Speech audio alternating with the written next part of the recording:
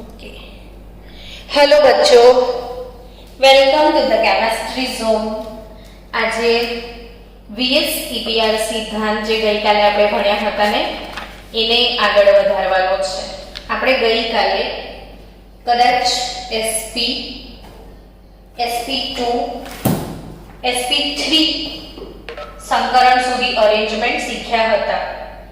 આજે આગળ વધીએ અને એના પછીનો ટોપિક જે છે બંધનકારક અને અબંધકારક ઇલેક્ટ્રોન યુગ્મ હોય તો અણુના આકાર કેવા હોય। આ મોસ્ટ આઈએમપી ટોપિક છે આપણો।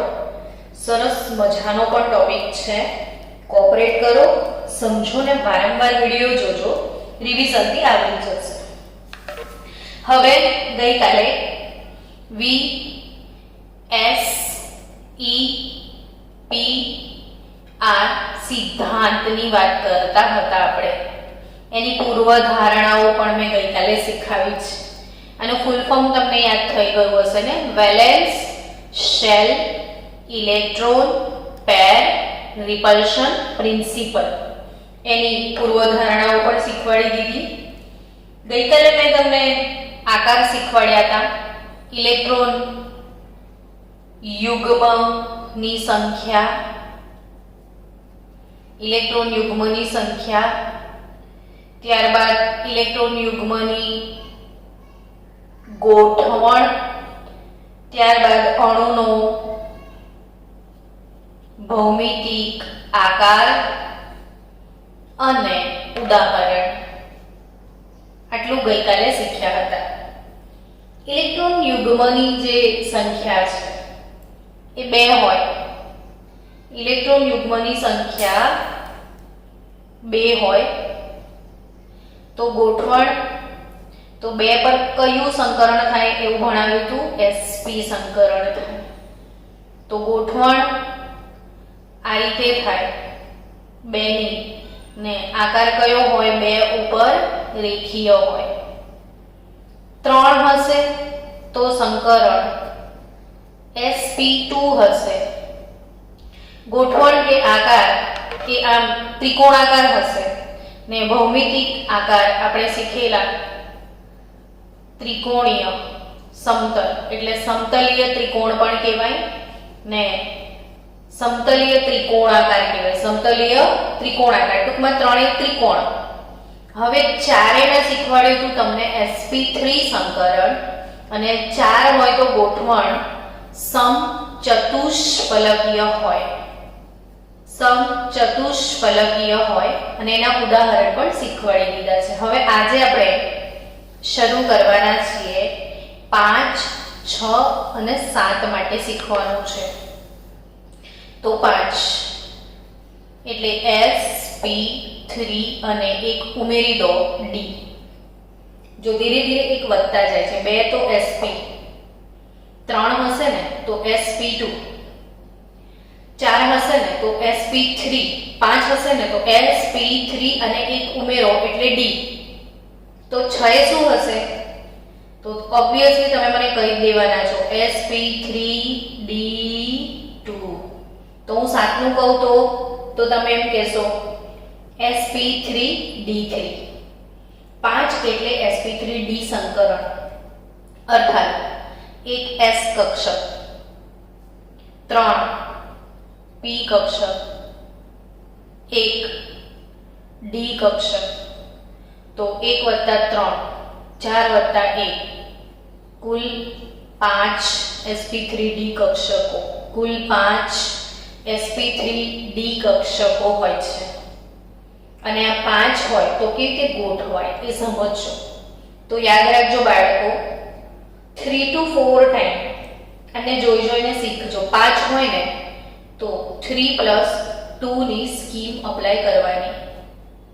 6 હોય ને તો 4 + 2, અને 7 હોય તો 5 + 2। શું કીધું? 2 બાર કાઢી લેવાના। 5 તો બોલો 3 + 2 है ना? 5 તો 3 + 2 આવું બોલવાનું। 6 6 6 4 + 2 ओके 6 4 + 2 ओके 7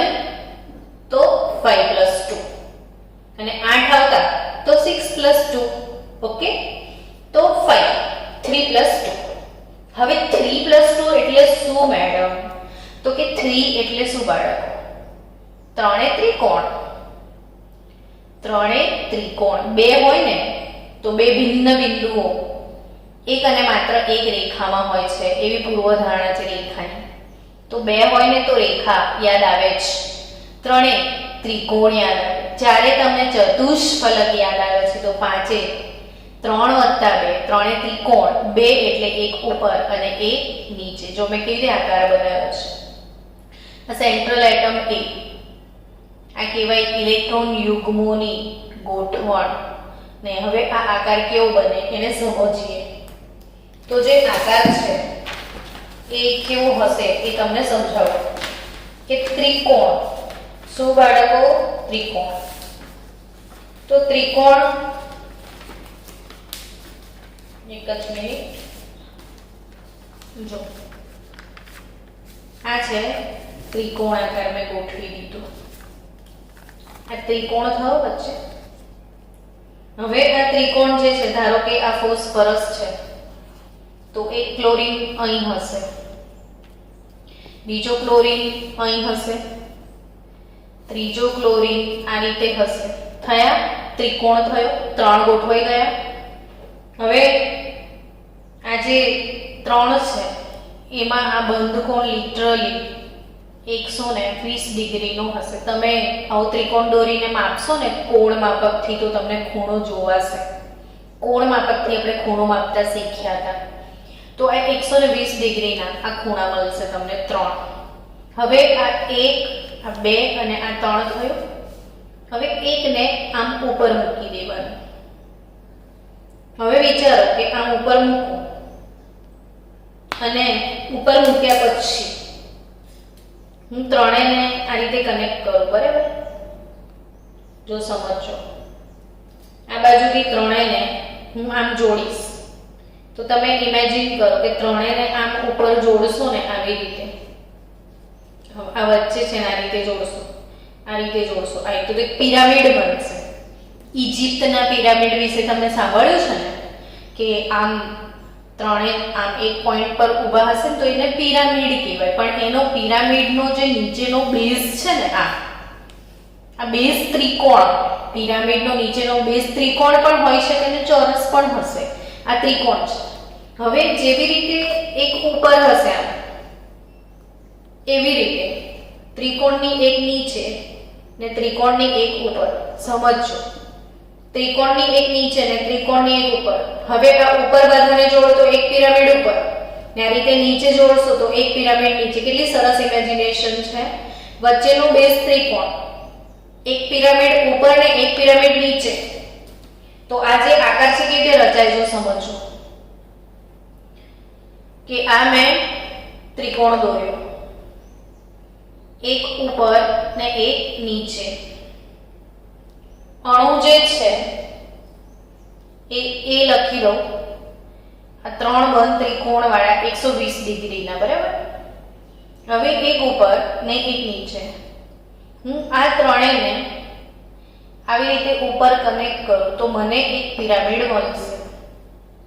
અને આ ત્રણેયને હું નીચે વાળા સાથે કનેક્ટ કરું તો મને બીજો એક પિરામિડ મળશે. તો આ જે આકાર છે ને બાળકો, એ આકારને કહેવાય ત્રિકોણીય દ્વિપિરામિડલ. આ ત્રિકોણીય દ્વિપિરામિડલ આકાર છે. કયો આકાર? ટ્રાયગોનલ બાયપિરામિડલ, ત્રિકોણીય દ્વિપિરામિડીય આકાર બનશે. આ તો 5 હશે. અને આ જે આકાર છે એમાં આ જે 3 બંધ છે 120 ડિગ્રીના છે. જો આ 3 ઇલેક્ટ્રોન યુગ્મ 120 ડિગ્રીના ખૂણે ગોઠવાશે. જ્યારે અબાઉ અને બિલો વાળો તો સીધી વાત છે ને કે એક ત્રિકોણનો એક બંધ આમ હશે ને એક આ સીધો છે, તો બેની વચ્ચે આમ 90 ડિગ્રીનો ખૂણો બનશે. એટલે આ ઉપરવાળા જે છે બે, આ બંને 90 ડિગ્રીના કોણ હશે આ રીતે, અને અંદરવાળા 3 120 ડિગ્રીના ખૂણા હશે. અને આ સૌથી વધારે અસમિતિ, આમાં સમિત છે, આ સમિતિ છે, આ સમિતિ છે. આ અસમિતિ ધરાવતું સંકરણ છે અણુનો આકાર આમાં સૌથી વધારે અસમિતિ ધરાવે છે. તો ખાસ યાદ રાખજો 5 તો 3 + 2 ની સ્કીમ અપ્લાય કરવાની. હવે એક્ઝામમાં પૂછાય કે PCl5 નો આકાર કયો, આવું પૂછાય પરીક્ષામાં. શું પૂછાય કે PCl5 નો આકાર કયો? તો પરીક્ષામાં તમે એમાં કયું સંકરણ છે, કયો આકાર છે, આવો પ્રશ્ન કેવી રીતે સોલ્વ કરવાનો, તો મેં તમને શીખવાડ્યું છે કે ઇલેક્ટ્રોન યુગ્મની સંખ્યા શોધવાની. ફોર્મ્યુલા બોલો તો હવે તમામ બાળકો એક સાથે. ઇલેક્ટ્રોન યુગ્મની સંખ્યા શોધવાનું સૂત્ર બોલો. ચલો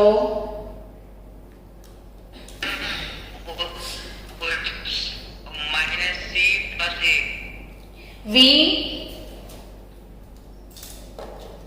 પાક્કું આવડી ગયું ને બધાને? V + m - c + a.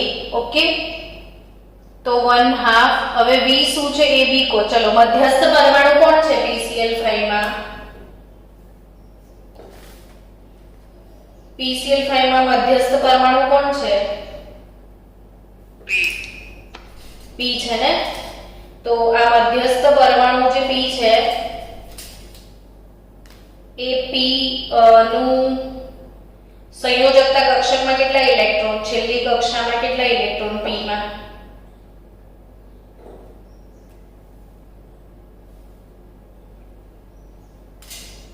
P કયા સમૂહનો સભ્ય એવું કહો? ફોસ્ફરસ. પીરિયોડિક ટેબલમાં આવક કોષ્ટકમાં કયા સમૂહનો સભ્ય? 15 માંનો. તો એની છેલ્લી કક્ષામાં 5 ઇલેક્ટ્રોન ગણવાના ને. અને m શું છે? કોણ સમજાવશે m શું છે? m આમાં m કોઈ છે ખરા? લેવાય કે ના લેવાય? હા, હેલો પ્રીત, m છે કે નહીં? m શું છે? તો એક સંયોજક પરમાણુની સંખ્યા. એક સંયોજક એટલે શું બાળકો? કે જેની સંયોજકતા 1, જેમ કે હાઇડ્રોજન હોય તો એની સંયોજકતા +1 અથવા -1 એટલે એક સંયોજક કહેવાય. પછી એવા કોણ? તો ફ્લોરીન, ક્લોરીન, બ્રોમિન ને આયોડિન બધાની વેલેન્સી -1 હોય છે. એટલે એક સંયોજકમાં કાં તો હાઇડ્રોજન હોય કાં તો હેલોજન માંથી કોઈ હોય. તો 5 હેલોજન છે, ધનાયન ઋણાયન છે નહીં એટલે તકલીફ ઓછી છે. 10 + 2 કરો તો બચ્યા 5 ને. તો 5 ઇલેક્ટ્રોન યુગ્મ ફોસ્ફરસમાં છે એવી ખબર પડી જાય છે. કેટલા ઇલેક્ટ્રોન યુગ્મ છે એની આજુબાજુ? 5. હવે અહીં દેખો, P ની આજુબાજુ ક્લોરીન બી 5 જ છે ને. તો કુલ 5 ઇલેક્ટ્રોન યુગ્મ છે અને 5 બંધનકારક છે. તો હવે એનો આકાર તો 5 આયા એટલે સંકરણ તરત જ ક્લિક થઈ જશે. sp3d સંકરણ થશે. હવે sp3d સંકરણ થાય એટલે તરત જોવાનું કે 5 હશે તો 3 + 2 ની સ્કીમ આવશે. ત્રણે ત્રિકોણ અને બે પિરામિડ, ત્રિકોણ અને બે પિરામિડ એટલે આકાર ત્રિકોણીય, બાયપિરામિડલ અથવા દ્વિપિરામિડીય આકાર થશે. હવે 6 ની વાત કરીએ તો 6 હશે તો 4 + 2 કરવાના ને. 4 તો ચોરસ જ હોય ને. 4 માટે શું લેવાનું છે? ચોરસ. તો એ 4 ચોરસ મૂકી દો. ચલો આ ચોરસ મૂક્યા પછી સમજો કે આવી રીતે છે, પછી એક ઉપર ને એક નીચે. તો આ બધાને આવી રીતે ચારે બાજુથી જોડીશું તો પાછો એક પિરામિડ બનશે. પણ નીચેનો બેઝ ચોરસ હશે, આ વખતે ત્રિકોણ નહીં હોય. એટલે 4 માટે ચોરસ અને 2 એટલે પિરામિડ મળશે. તો એક ઉપર ને એક નીચે. હવે આ ચારેને ઉપરવાલા સાથે જોડી દો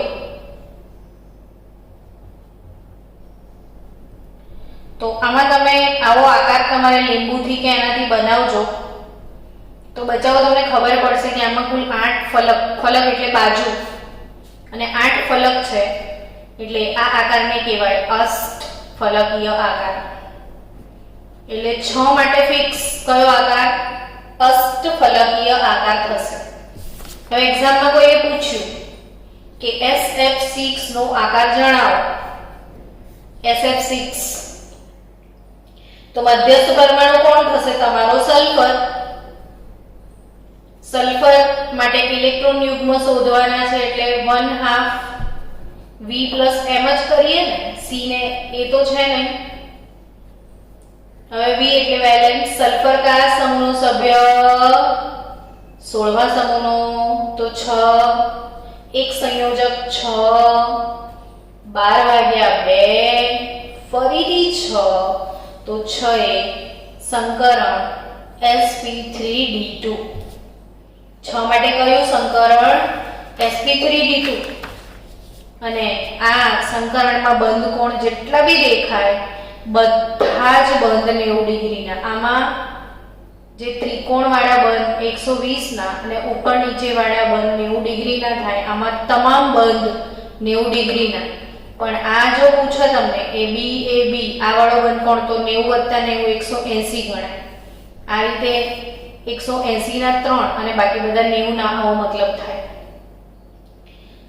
તો આ અષ્ટફલકીય આકાર sp3d2 સંકરણ તો SF6 ઉદાહરણ તરીકે લઈએ તો એનો આકાર અષ્ટફલકીય PCl5 ઉદાહરણ તરીકે લઈએ તો ત્રિકોણીય દ્વિપિરામિડીય આકાર તો હવે 7 તો તમે આરામથી કહી દેશો sp3d3 મેડમ 1s + 3p 4 અને 3d 7 અને 7 હોય તો આકાર તે 3 માં 5 માં તમે શું કર્યું 3 + 2 4 માં 6 માં તમે શું કર્યું 4 + 2 તો આમાં 5 + 2 3 એ ત્રિકોણ 4 એ ચોરસ તો 5 એ પંચકોણ એટલે વચ્ચે પંચકોણ બનાવી દો એક ઉપર અને એક નીચે પંચકોણ એટલે પેન્ટાગોનલ ને આ 5 ને ઉપર જોડો તો એક પિરામિડ મળશે ને 5 એ 5 ને નીચે જોડી દો તો બીજો પિરામિડ તો આ આકાર થશે પેન્ટાગોનલ બાય પિરામિડલ પંચકોણીય દ્વિપિરામિડીય આકાર થશે પંચકોણીય દ્વિપિરામિડીય આકાર અથવા પેન્ટાગોનલ બાયપિરામિડલ અને એનું ઉદાહરણ જ છે IF7 કયું ઉદાહરણ છે IF7 તો બાળકો ફરી એકવાર રિવાઇઝ કરી લો આ ટેબલ આજે બધા જ બાળકો નોટમાં આખું ટેબલ બનાવશે 2 3 4 5 6 અને 7 માટે અને ટેબલ 2 વાર નહીં 3 વાર બનાવવાનું છે અને 3 એ 3 વખત ટેબલ બનાવો એની PDF તમારે મને સેન્ડ કરવાની છે જેથી કરીને કન્સેપ્ટ ક્લિયર થઈ જાય હવે આ થયા એવા અણુઓના આકાર કે જેમાં જેટલા પણ ઇલેક્ટ્રોન યુગ્મ હોય એ તમામે તમામ બંધનકારક જ હોય જેટલા પણ હોય બધા બંધનકારક જ હોય પણ બંધનકારક સાથે જો અબંધકારક હોય તો શું તો હવે આજનો આપણો નેક્સ્ટ ટાર્ગેટ અણુના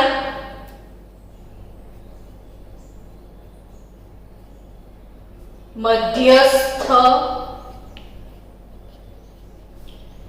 પરમાણુ પાસે એક અથવા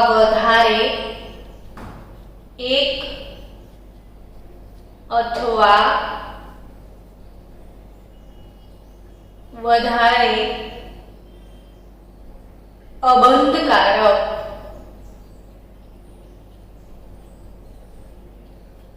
ઇલેક્ટ્રોન યુગ્મ હોય તેવા અણુઓના ભૌમિતિક આકાર. કેવા અણુઓની આપણે વાત કરી રહ્યા છીએ?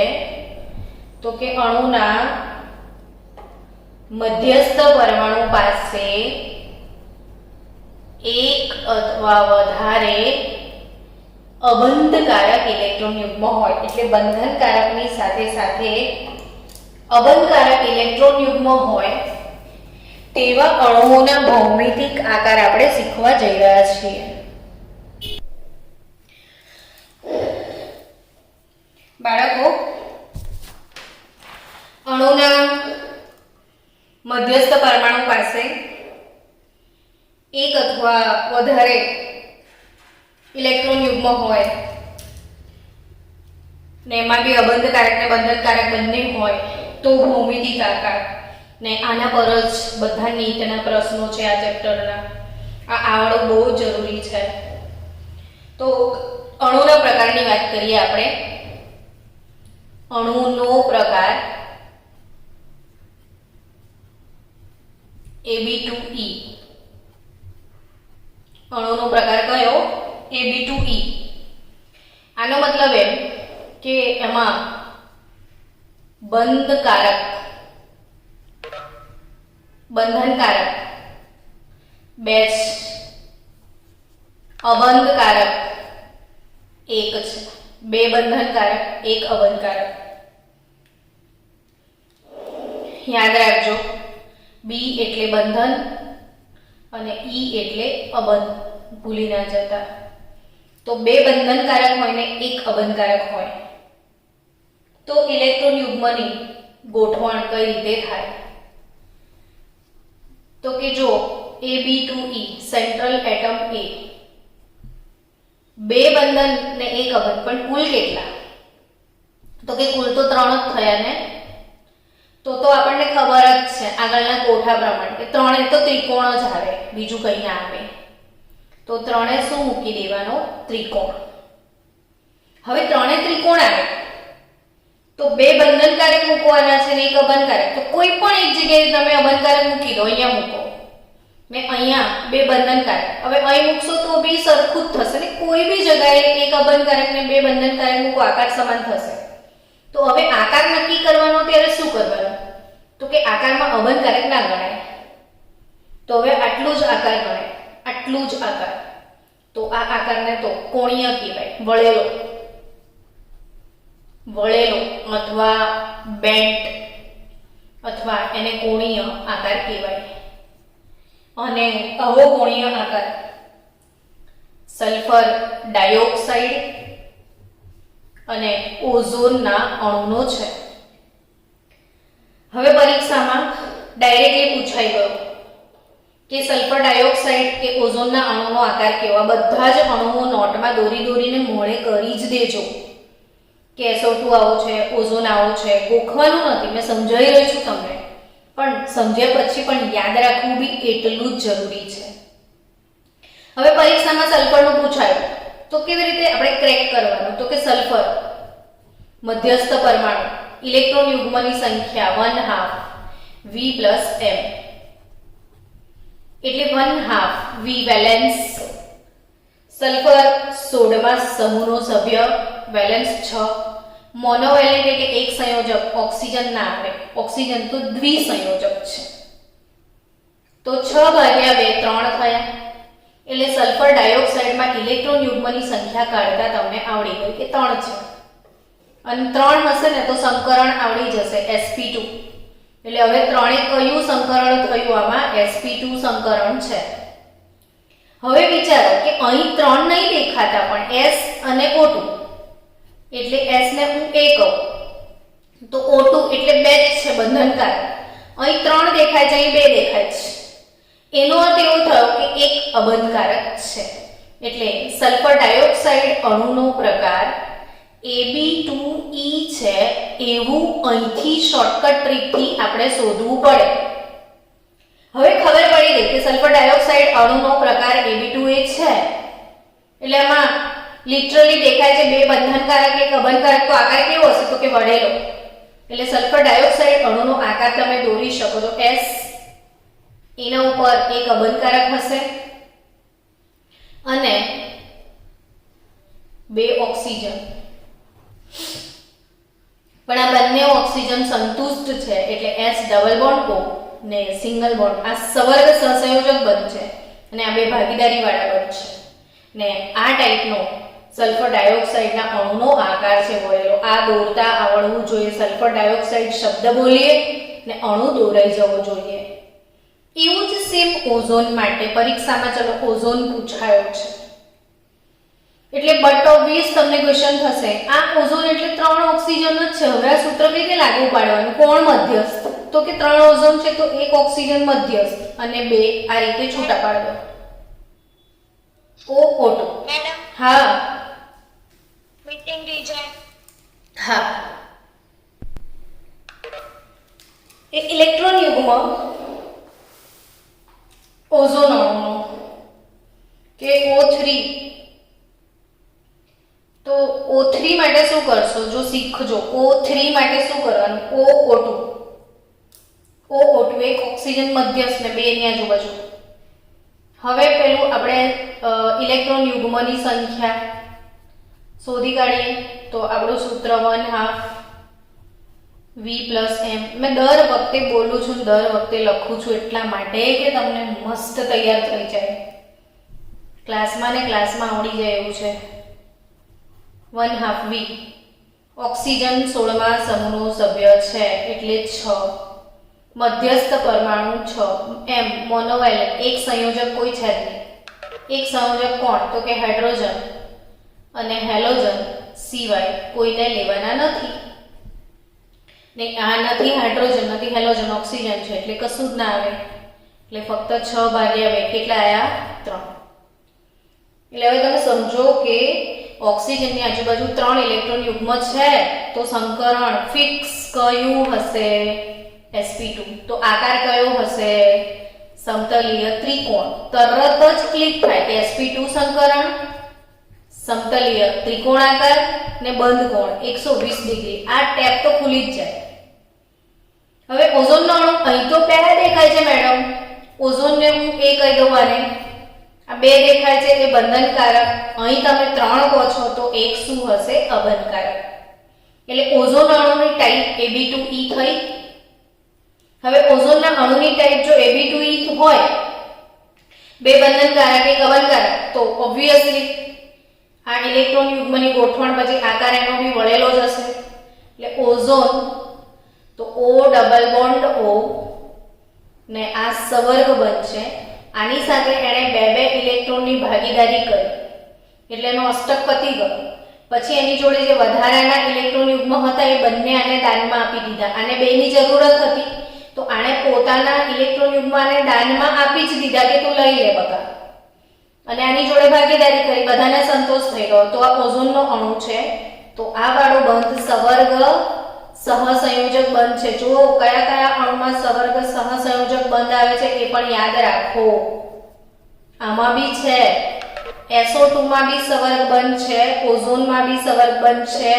બંનેનો આકાર વળેલો છે અને તમારી કેમિસ્ટ્રીની એક ડિક્શનરી હોવી જોઈએ કે અત્યાર સુધી જેટલા અણુઓ ભણ્યા છો એ બધા અણુઓના આકાર લખવાની આદત પાડો. એટલે ડિક્શનરી ખોલીને જોઈ લેવાનો. SO2 જ્યારે આવે ત્યારે કે આવો છે, ઓઝોન આવો છે.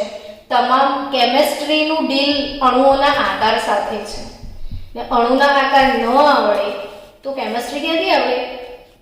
એટલે જેને વેલ ડિફાઇન્ડ કેમિસ્ટ્રી શીખવું છે એ અણુઓના આકારને બહુ યાદ રાખશે. અને હું અત્યારે 11-12માં જેટલા બી અણુ આવશે બધાના આકાર શીખવાડીશ. ચલો હવે Ab3E. Ab3E નો મતલબ બંધનકારક 3, અબંધકારક 1. તો કુલ 3 + 1 કેટલા? 4. ચલો આન્સર આપજો હો છોકરાઓ. 4 હોય તો સંકરણ કયું હોય? જલ્દીથી 4 કયું સંકરણ હશે? sp3. That's good. sp3 સંકરણ હશે તો આકાર કયો હશે?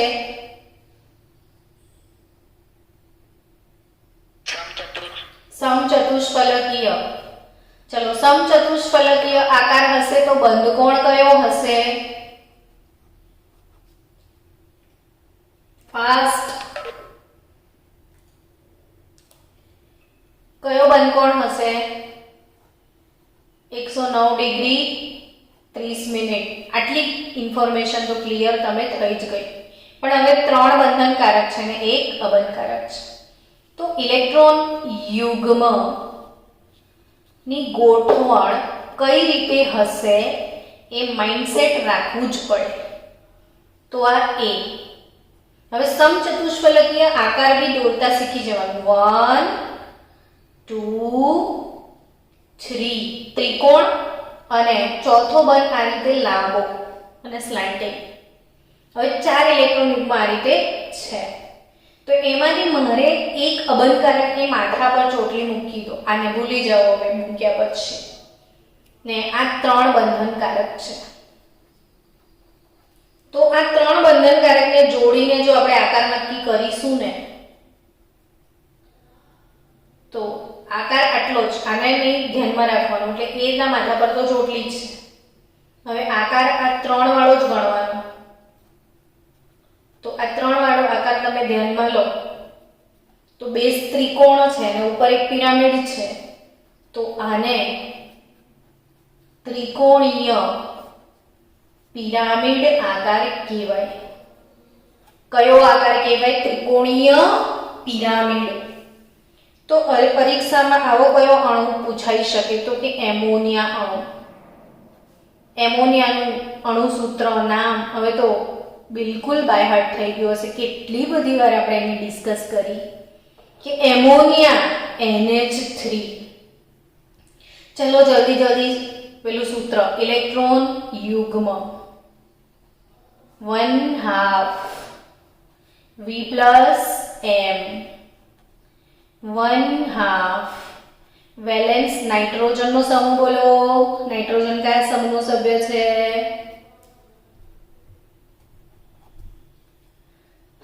15મો. છેલ્લી કક્ષામાં 5 ઇલેક્ટ્રોન. અચ્છા, મોનોવેલેન્ટ છે. હવે તો જવાબ આપજો છો. આમાં મોનોવેલેન્ટ છે કે નહીં?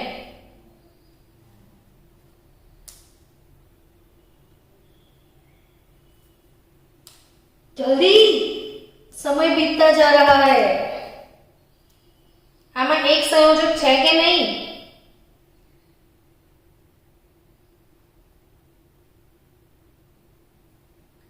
છે ને? હા. તો આ 3 હાઇડ્રોજન. તો 5 + 3 8 ભાગ્યા 2 કુલ કેટલા થયા? 4 થયા. મીટિંગ એન્ડ તો નહીં થઈ ગઈ ને? ચાલુ છે. તો કેટલા થયા? 4 થયા. હવે 4 થઈ ગયા બરાબર. પણ અહીં તો 3 જ દેખાય છે મેડમ. તો ઓકે, 3 દેખાય તો એ 3 બંધનકારક છે. 4 દેખાય છે 3 તો 1 અબંધકારક. એટલે એમોનિયા અણુ ટાઈપ કઈ થઈ જશે? AB3.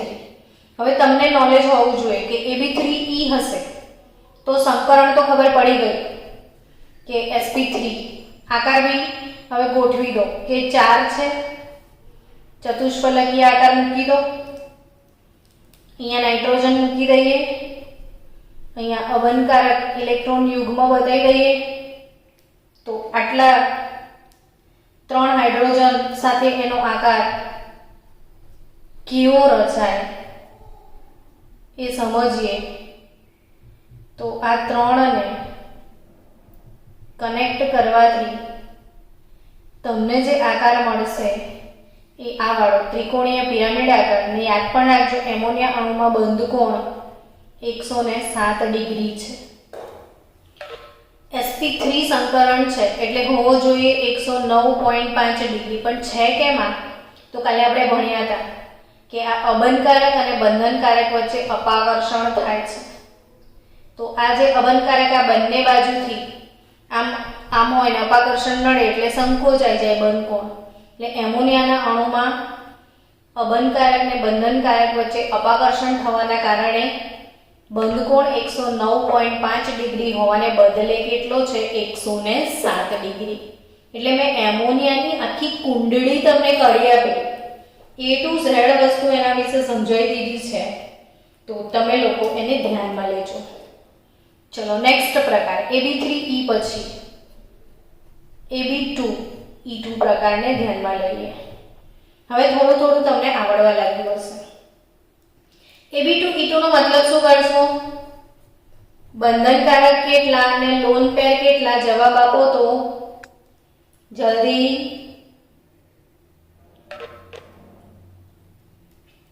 કેટલા બંધનકારક, કેટલા અબંધકારક? બાળકો ફાસ્ટ. તો 2 બંધનકારક દેખાય છે અને 2 અબંધકારક. ને 2 બંધનકારક 2 અબંધકારક, પણ કુલ કેટલા છે? તો 2 + 2 4. 4 એટલે સંકરણ કયું? sp3. આકાર કયો? સમચતુષ્ફલકીય. બંધકોણ કેટલો? 109 ડિગ્રી, 28 મિનિટ કે 30 મિનિટ. હવે આ 4 છે, ઇલેક્ટ્રોન યુગ્મની ગોઠવણ તો ફિક્સ જ થઈ ગઈ ને, આવી હશે. સેન્ટ્રલ એટમ A, પણ 2 જ બંધનકારક છે, 2 કેવી છે? અબંધકારક. ને તમને યાદ આવી ગયું હશે કે હા મેડમ તમે પાણીમાં આવું શીખવાયું હતું ને પાણીનો અણુ ઓક્સિજનની આજુબાજુ 2 અબંધકારક અને 2 બંધનકારક, ને આની વચ્ચેનો બંધ કોણ 104.5 ડિગ્રી. કેમ આવું થયું? 109 કહેતા હતા ને 104 ક્યાંથી આવ્યું? તો કે અબંધકારક કાલે જ મેં તમને આખું હાથથી શીખવાડ્યું હતું આમ કે આ 2 અબંધ વચ્ચે અપાકર્ષણ થાય, આની ને આની વચ્ચે થાય તો બંધકોણ સંકોચાય. તો પાણીનો અણુ AB2E2 પ્રકારનો થશે. તો આપણે AB2E2 પછી હજી બીજા અણુઓ છે જે શીખવાના છે. એ બીજા અણુઓ કયા? તો એ કન્ટિન્યુ કરીએ.